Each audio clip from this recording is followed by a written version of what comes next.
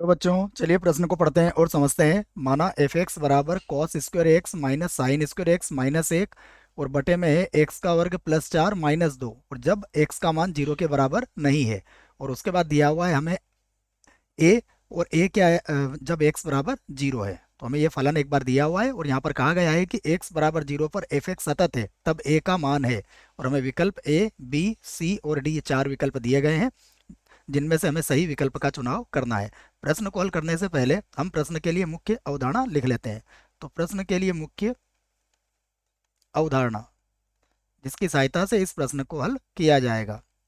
मुख्य अवधारणा में हम प्रश्न से संबंधित एक मानक सीमा लिखेंगे जिसका प्रयोग यहाँ पर किया जाएगा। तो मैं उस मानक सीमा को यहाँ पर लिख देता हूँ। देखो, मानक सीमा जिसका प्रयोग हम इस प्रश्न में करेंगे। तो जो मानक सीमा है वो है लिमिट एक्स का मान जीरो की ओर अग्रसर साइन एक्स बटा एक्स बराबर कितना होता है, एक। तो इस बात को आप याद रखें। अब हम प्रश्न को हल करते हैं। तो देखो, प्रश्न में हमें क्या कहा गया है, हमें कहा गया है कि x बराबर जीरो पर फलन सतत है। तो हम इसी बात को यहाँ पर आधार बनाएंगे। तो मैं लिख देता हूं कि यदि यदि x बराबर जीरो पर एफ एक्स संतत है तब तब क्या होगा, जीरो पर फलन की दाईं सीमा बाईं सीमा और फलन का मान बराबर होंगे।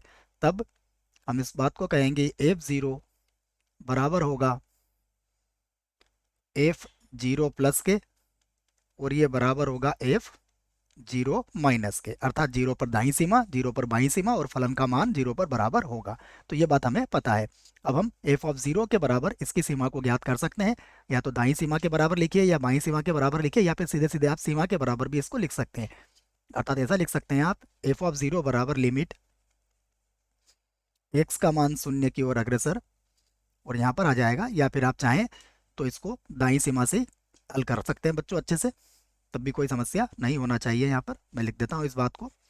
देखिए, इसको हम ऐसे ही लिख लेते हैं जैसा कि हमने ऊपर लिखा है। एफ जीरो बराबर मैं लिख लेता हूँ एफ जीरो प्लस की सहायता से, जीरो माइनस से भी आप इसको कर सकते हो। तो एफ जीरो बराबर, इसको यदि हम लिखें सीमा के रूप में तो ये हो जाएगा लिमिट एच का मान जीरो की ओर अग्रसर, और ये हो जाएगा F of zero plus H, लिख सकते हैं ऐसा। तो फिर से लिखूंगा मैं, एफ जीरो बराबर लिमिट एच का मान जीरो की ओर अग्रसर। अब जीरो प्लस एच अर्थात जीरो नहीं है, और जब जीरो नहीं है तो इस फलन का हमें प्रयोग करना है। तो यहाँ पर हम एक्स के स्थान पर क्या लिख देंगे, एच लिख देंगे। तो मैं लिख दूंगा इसको कॉस स्क्वायर एच, यहाँ पर हो जाएगा cos square H minus sine square H, और माइनस का एक है यहाँ पर देखिएगा, और बटे में जो लिखा है उसे भी लिख लेते हैं। बटे में हमारे पास वर्गमूल के अंदर है एक्स का वर्ग प्लस चार, एक्स का वर्ग प्लस चार और माइनस का दो है, यह हमें दिया गया है। तो अब इसको हल करने के लिए हम क्या करेंगे, एक्स की जगह पर पहले तो एच लिखना है हमें। तो इस एक्स को भी हटा के क्या लिख देंगे हम, यहाँ पर एच लिख देंगे। तो यहाँ तो मैंने एच लिख दिया, देखिए। अब हम यहाँ पर इसको सबसे पहले परिमेयकरण करेंगे इसका। तो मैं लिख देता हूँ परिमेयकरण करने पर,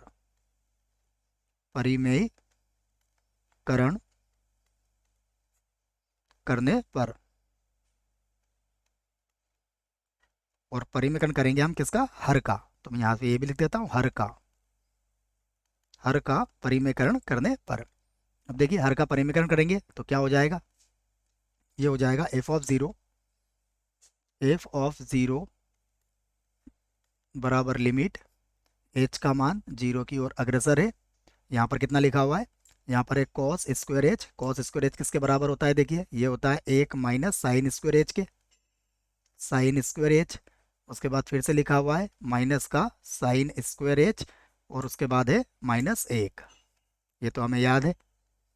उसके बाद बटे में है वर्गमूल के अंदर एच का वर्ग प्लस चार है, और हम इसका परिमेयकरण करने वाले हैं जैसा हमने लिखा है। तो एच का वर्ग प्लस का चार, और यहाँ पर क्या है, माइनस का दो है।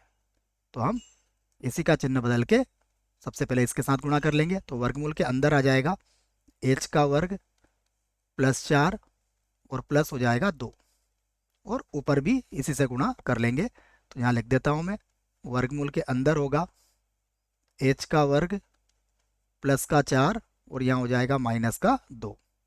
ठीक है, आगे बढ़ते हैं। फिर f0 बराबर, ये हो जाएगा लिमिट h का मान 0 की ओर अग्रसर है। देखिए एक से एक तो कट जाएगा, तो यहाँ पर आ जाएगा माइनस का 2 साइन स्क्वायर h, और इधर है वर्गमूल के अंदर h का वर्ग प्लस का 4 और माइनस का 2। ये आ गया हमारे पास।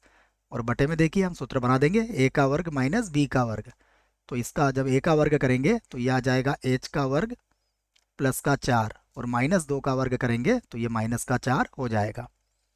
अब 4 से 4 काटा जा सकता है, तो 4 से 4 तो हम यहाँ पर काट देंगे। तो ये होगा f0 बराबर लिमिट h का मान यहाँ 0 की ओर अग्रसर है, और 4 से 4 कट जाएगा। माइनस 2 को तो मैं अलग लिख लेता हूँ, और यहाँ पर हम लिख लेंगे साइन h बटा h, और पूरे की घातांक कितनी लगा देंगे 2, जो कि एक मानक सीमा है। वर्गमूल के अंदर जो लिखा है उसे भी लिख लेते हैं।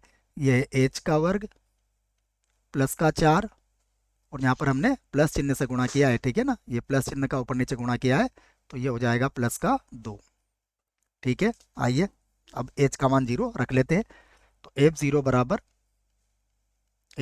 बराबर एक तो होगा ये माइनस का 2, मानक सीमा से इसका मान तो हो जाएगा 1, तो ये 1 का वर्ग।